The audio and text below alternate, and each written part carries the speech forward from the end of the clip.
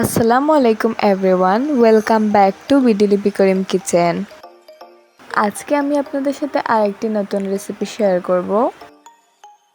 আর আজকের রেসিপিটি হচ্ছে সুজির পিঠা বা কেক।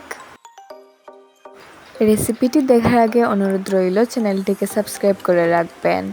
আর যারা সাবস্ক্রাইব করে ফেলেছেন তাদেরকে অসংখ্য ধন্যবাদ। তো চলুন আর দেরি না করে রেসিপিটি দেখে আসি।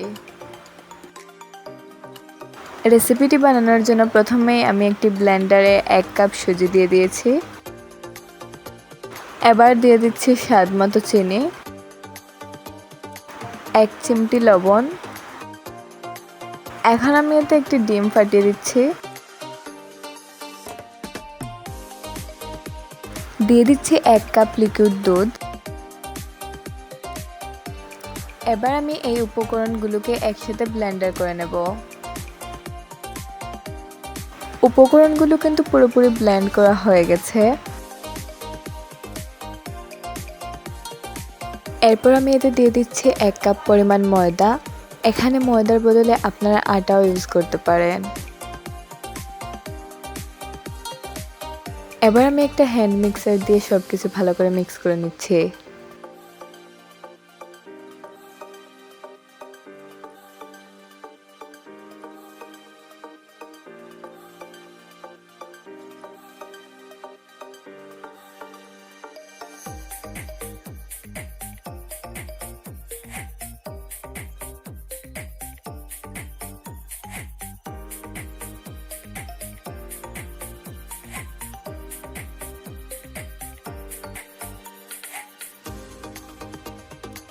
ব্যাটারটা দেখতে কিন্তু এরকমই হবে, বেশি ঘন না আবার বেশি পাতলাও না।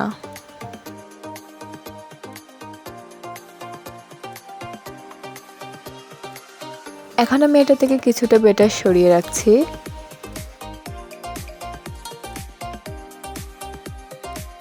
এবার আমি সরিয়ে রাখা ব্যাটারটাতে কিছুটা ফুড কালার অ্যাড করলাম। এখানে ফুড কালারটা না দিলেও হবে, দেখতে লোভনীয় এবং সুন্দর হওয়ার জন্য আমি এখানে ফুড কালার ইউজ করেছি। আমি ব্যাটারের সাথে ফুড কালারটাকে ভালো করে মিক্স করে নিচ্ছি। এখন আমি চুলায় একটি প্যান বসিয়ে নিয়েছি। এবার এতে একটু একটু করে ব্যাটার দিয়ে দেব।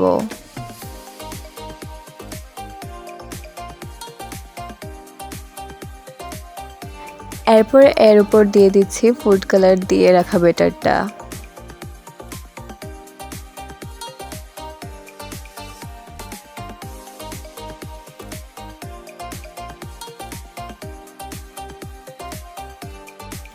এবার এটা না হওয়া পর্যন্ত আমি এটাকে চুলায় রেখে দেব। কিছুক্ষণের মধ্যে আমার পিঠাটা কিন্তু হয়ে গেছে। দেখতে পাচ্ছেন এটার গায়ে কতটা ছিদ্র হয়েছে। এখন আমি এগুলোকে চুলা থেকে নামিয়ে নেব। আপনাদের সুবিধার্থে আমি আরো দুটো পিঠা বানিয়ে দেখাচ্ছি আপনাদের।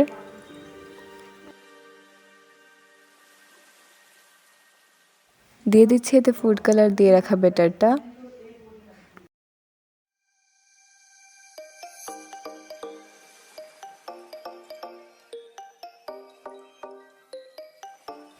পিঠাগুলো না হওয়া পর্যন্ত অপেক্ষা করছি।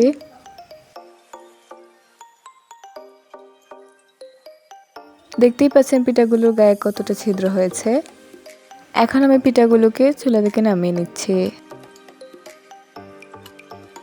পিঠাগুলো কিন্তু অনেক সফট হয়েছে। আমি আপনাদের একটি পিঠা ভেঙে দেখাচ্ছি।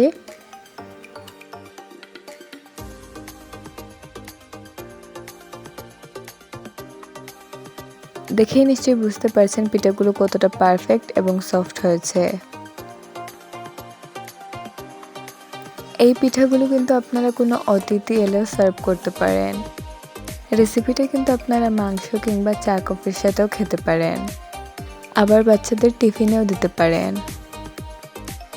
আশা করছি আমার আজকের এই রেসিপিটা আপনাদের সকলের কাছে ভালো লাগবে। রেসিপিটা ভালো লাগলে দয়া করে লাইক, কমেন্ট, শেয়ার করবেন এবং এইরকম আরও সুন্দর সুন্দর রেসিপি পেতে চ্যানেলটিকে সাবস্ক্রাইব করবেন। তো আজকের জন্য সবার কাছে বিদায় জানাচ্ছি। আল্লাহ হাফেজ।